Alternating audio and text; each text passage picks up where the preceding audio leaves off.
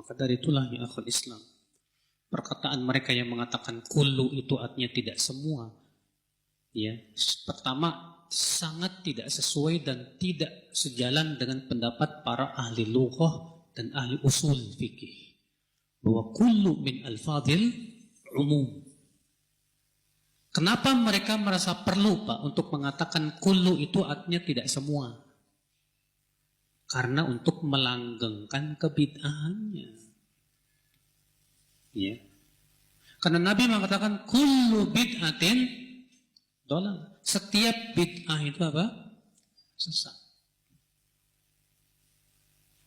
Ketika mereka mengatakan kullu artinya tidak semua, berarti apa dong? Tidak semua bid'ah itu sesat. Lalu bagaimana, Pak, dengan perkataan Imam Asy-Syafi'i? Al-bid'atu bid'atan. Bid'ah itu ada dua macam. Bid'atun mahmudatun wa bid'atun madmumatun. Bid'ah yang terpuji dan bid'ah yang tercela. Di sini Imam Asy-Syafi'i membagi bid'ah menjadi dua macam. Ada bid'ah yang terpuji dan ada bid'ah yang apa? Tercela. Bagaimana itu? Kita jawab. Pertama, ucapan siapapun kalau bertabrakan dengan sabda Rasulullah wajib ditolak. Ucapan siapapun kalau bertabrakan dengan sabda Rasulullah SAW harus apa? Ditolak. Yang kedua, Al-Hafidz Ibn Rajab dalam kitab Jami'un Ulum wal Hikam menyebutkan bahwa ya, ucapan para ulama terdahulu salaf yang membagi bid'ah menjadi dua seperti Imam Syafi'i, itu maksudnya bid'ah secara bahasa, bukan secara istilah. Yang ketiga, kita lihat bagaimana Imam Asy-Syafi'i mendefinisikan. Apa definisi bid'ah terpuji menurut Imam Syafi'i? Kata beliau, fama wafaqa kitaban au sunnatan au atharan anis sahabah fahiya bid'atun mahmudatun. Maka yang sesuai dengan Al-Quran, sunnah dan athar para sahabat, maka ini bid'ah yang terpuji. Wa ma khalafa kitaban aw sunnatan aw atharan anis sahabah fahiya bid'atun madmumatun. Adapun yang menyelesaikan Al-Quran, sunnah dan asar para sahabat, maka ini bid'ah yang tercela. Sekarang, Pak, secara praktik ya.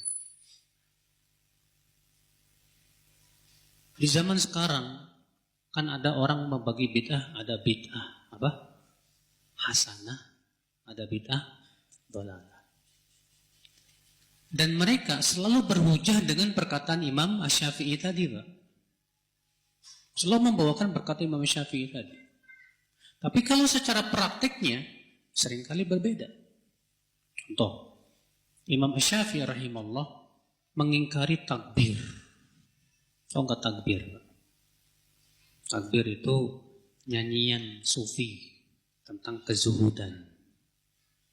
Iya. Beliau mengatakan taraktu bi Baghdad ma yusammunahu takbir yasuddunan nas anil Quran.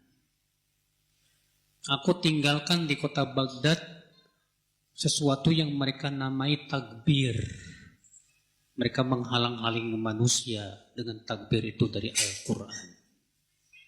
Imam Syafi'i ya mengatakan takbir ini membuat manusia terhalang dari apa? Al-Quran. Zaman sekarang dianggap apa, Pak? Ibadah, Pak. Orang nyanyi-nyanyi, yang penting katanya isinya tentang kebaikan dan yang lainnya, sampai di masjid-masjid pada nyanyi-nyanyi. Ya.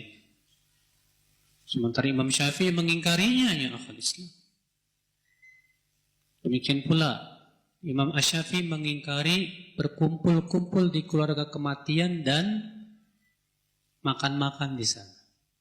Beliau mengatakan wa akrahul ma'tam wa huwa al-ijtima'u inda ahli al-mayyit wa sun'at ta'am fihi au kama qala. Dan aku tidak menyukai maktam, yaitu kumpul-kumpul di keluarga kematian dan membuat makanan di situ. Zaman sekarang, Pak, dianggap bidah hasanah tidak, Pak? Dianggap baik. Iya. Di zaman sekarang kan dikenal dengan istilah apa? Tahlilan. Iya. Imam Syafi'i mengingkari. Bahkan ulama mazhab Syafi'i dalam kitab-kitab mereka pun mengingkari maktam. Kumpul-kumpul di keluarga kematian. Nah, rata-rata, Pak, yang membela tahlilan itu selalu bawa dalil yang umum, Pak, tentang keutamaan sedekah untuk mayat. Ya, katanya kan sedekah untuk mayat gak masalah. Ya betul gak masalah, silakan. Kita tidak mengingkari sedekah buat mayat. Yang diingkari oleh para ulama itu adalah kumpul-kumpul di keluarga apa? Kematian dan membuat makanan di situ.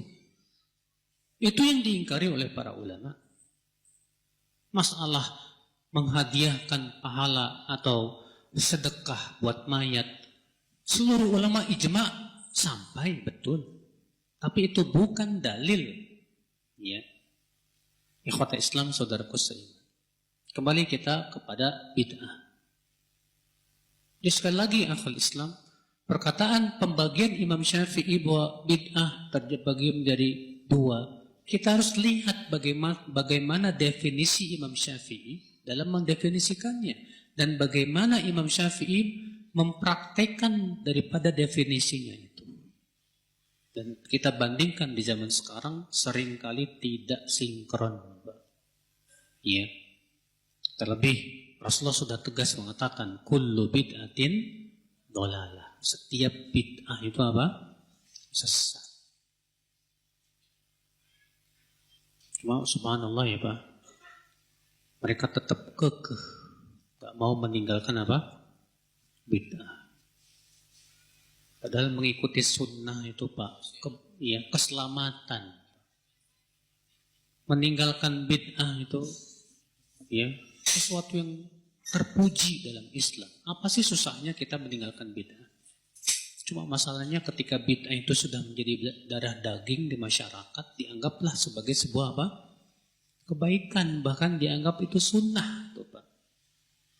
Ya, Allah musta'an.